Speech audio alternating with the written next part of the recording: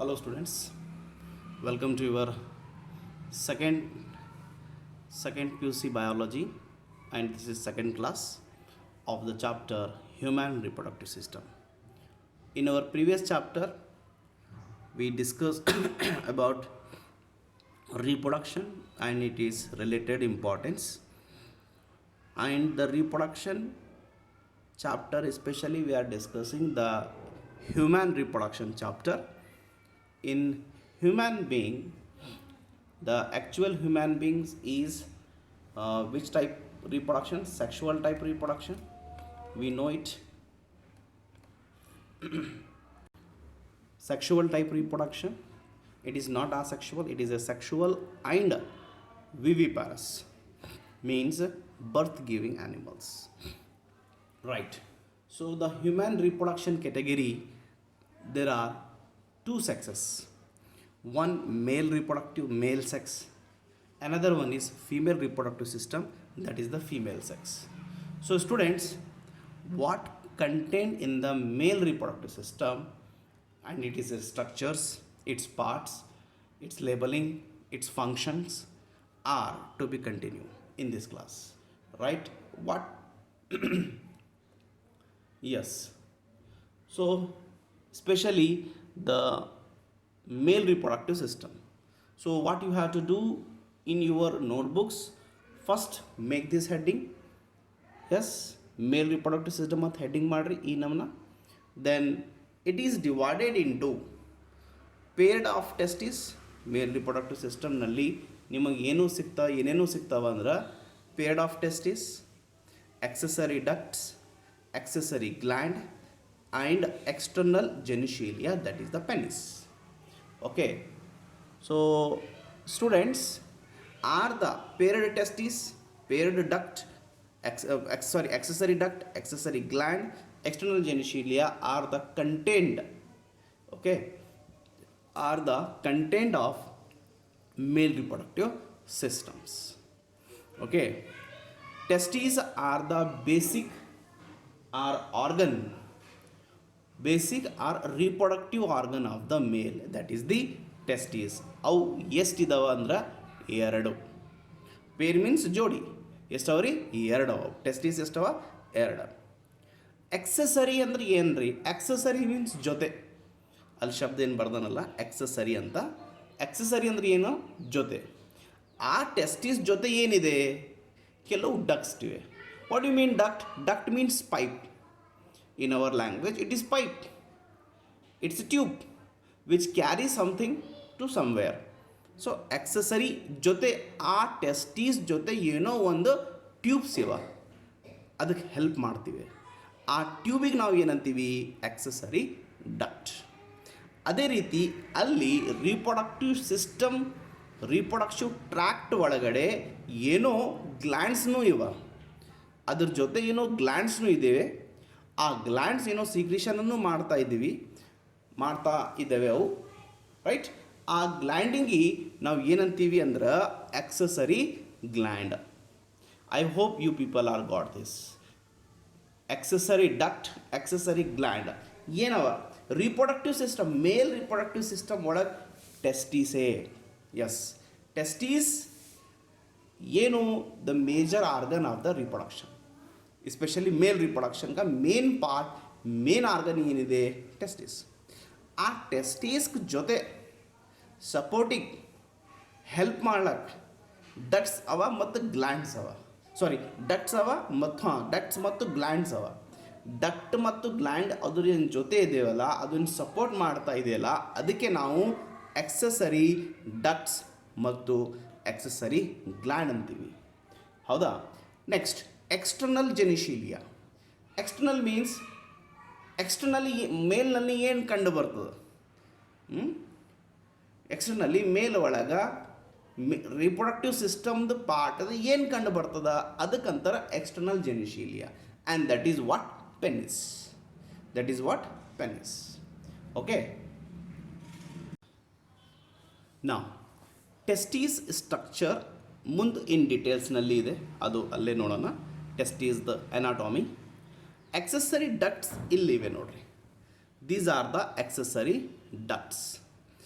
Ducts, I told you, it is a tube. This is the name of tube, rete testes. First, vasa efferentia, next, epididymis, third, and last, vas deferens. Rete testes, vasa efferentia, epididymis, vas deferens. These are the accessory tubes. ಜೊತೆ ಯಾರ ಜೊತೆ? Testes ಜೊತೆ. Testes reproductive system ಜೊತೆ ಇವೆ ಅಲ್ಲ, ಈ ಡಕ್ಟ್ಸ್ಗೆ ನಾವು ಏನಂತೀವಿ? Accessory ducts. ಅದೇ ರೀತಿ ಆಕ್ಸೆಸರಿ ಗ್ಲ್ಯಾಂಡ್ನೂ ಇವೆ.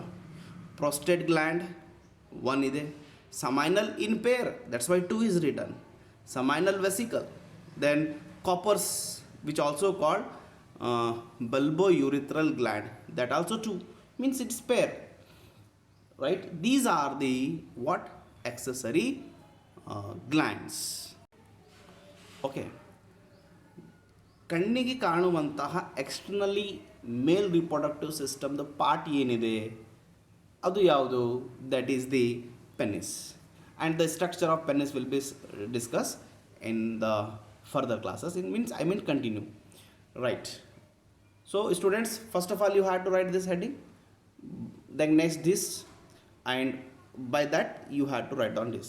As it is no need to draw these two diagrams, sorry, no need to draw these two diagrams, you just write only that part. Okay, now yes, paired of testes. ನೋಡ್ರಿ ಇಲ್ಲಿ testes ಅಂದ್ರೆ ಎಲ್ಲಿರ್ತಾವ, ಅವು ಹೆಂಗಿರ್ತಾವ? ಅಲ್ಲಿ ನಿಮಗೆ ರಿಟೇ testes ಕಾಣ್ತಾ ಇದೆ, it is on the testes. Epididymis vasa efferentia ಕಾಣ್ತಾ ಇದೆ, ಹೌದಾ? So let us go for the writing part of the testes. What is the testes here? Primary sex organ that produce sperm and testosterone. Testis is a primary sex organ. Primarily ಏನಿದೆ? ಹುಡುಗ ಅಂತ ಯಾವಾಗ ಕರಿತೀರಿ? ಸಣ್ಣವ್ರು ಇದ್ದಾಗ ಹುಡುಗಿನೂ same ಕಾಣ್ತದ, ಹುಡುಗನೂ ಹಾಗೆ ಕಾಣ್ತಾನೆ. ಹೆಂಗೆ ಕುನ ಹಿಡಿಬೇಕು ಆ ಹುಡುಗ ಅಂತ? Yes, because of that reason that is the primary sex organ. After the adult, after puberty, after certain age, the testis is going to produce sperm and testosterone hormones. Sperm, yes, sperm is a reproductive cell. sperm ही वो cell है जिससे reproduction है, जिससे next further generation continue होता, that is the sperm. Testosterone is a hormone. Because of testosterone secretion only after puberty, the male produce secondary sexual character.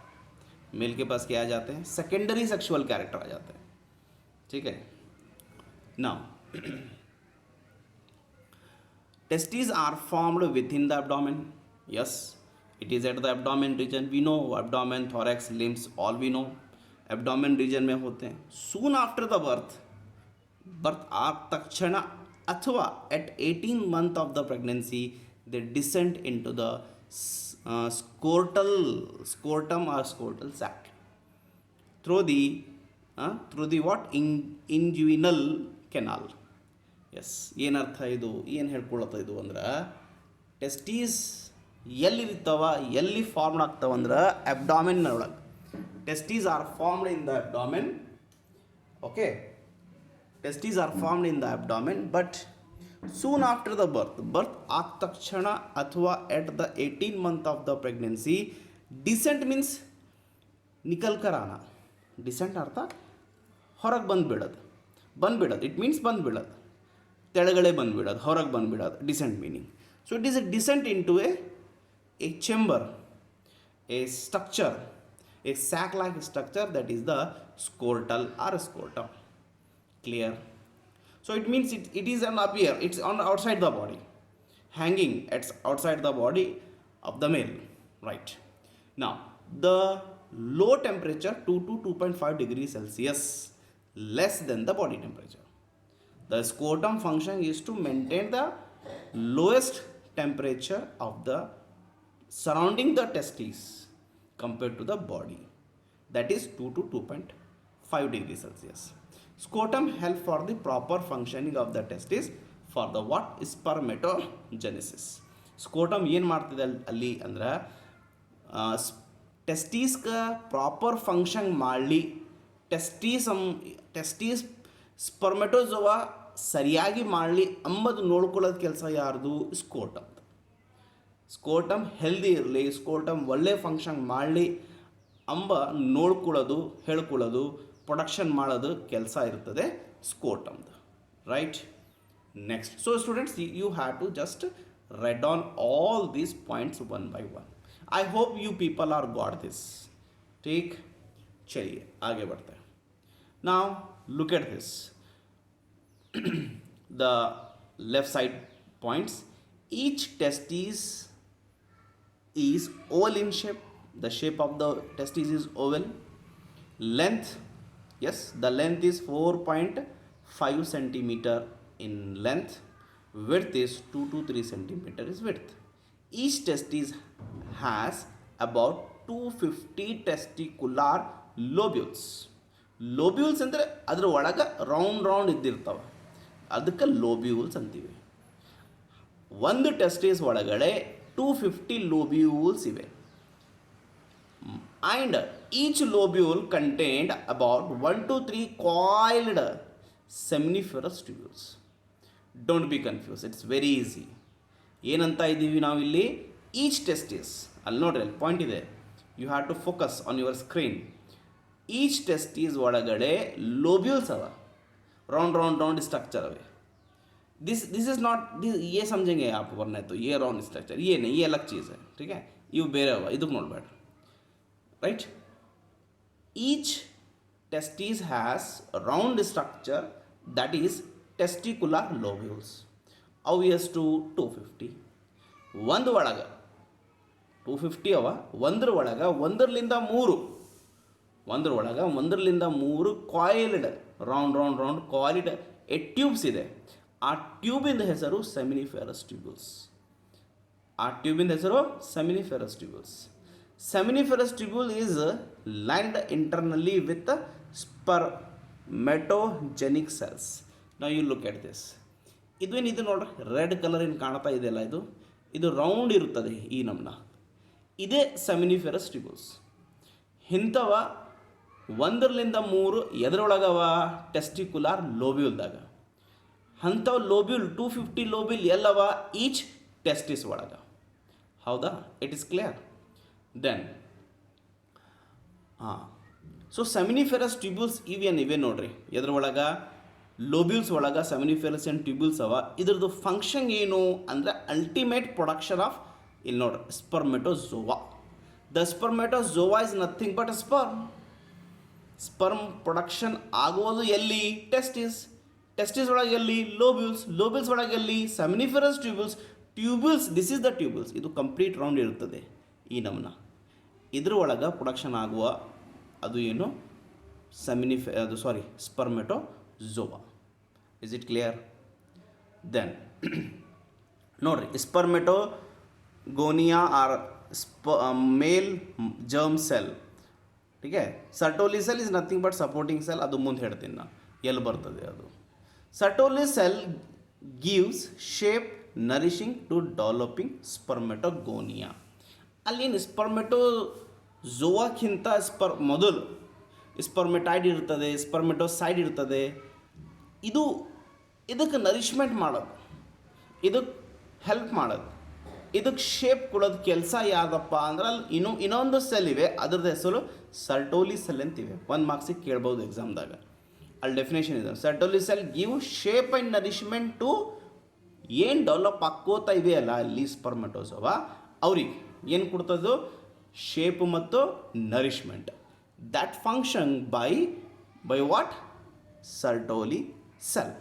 So students, just you write on these all points and draw this diagram also. ठीक है, but it is not male reproductive system diagram. Male reproductive system I will show you later, I will show you, but this you just draw this. It is quite informative diagram, right?